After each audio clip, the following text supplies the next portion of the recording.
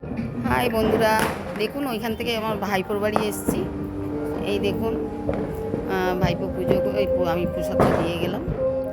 তো বন্ধুরা দেখুন ঠাকুরটি কত সুন্দর হয়েছে। বন্ধুরা খুবই সুন্দর হয়েছে ঠাকুরটি, দেখুন।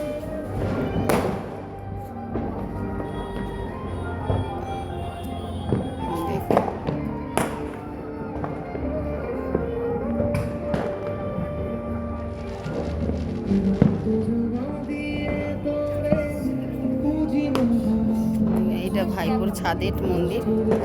তো এলাম, এদের রাত 2টোর সময় পুজো বন্ধুরা। আর আমি একদম সময় দিতে পারছি না। কালকে ড্রেন করা হলো, ড্রেনের জন্য আবার পাইপ কিনতে গেলাম। তো মিস্ত্রি লাগিয়ে ড্রেন করা হলো পিছনে জল পাশে। তো রাবিশ ফেলার পরের দিন আবার ড্রেন। রোজই মানে সারা সব কাজের জন্য মাল আনতে যেতে হচ্ছে দূরে দূরে। তো বন্ধুরা আমি একদম সারা সকাল থেকে তো ভিডিও করতে পারছি না। ওই আমার যে পুরনো স্মৃতি ফেসবুক দেখছেন ওইগুলি আমি ছাড়ছি। তো বন্ধুরা সন্ধ্যাবেলার দিকে আমি বানাচ্ছি। তো ব্লগ আমি করতে পারছি না, একদম সময় দিতে পারছি না। বাড়িতেও কেউ নেই, মেয়ে জামাই সব গেছে বসিরহাট, আজকে চলে গেছে সকালে। আমি একা রয়েছি বন্ধুরা।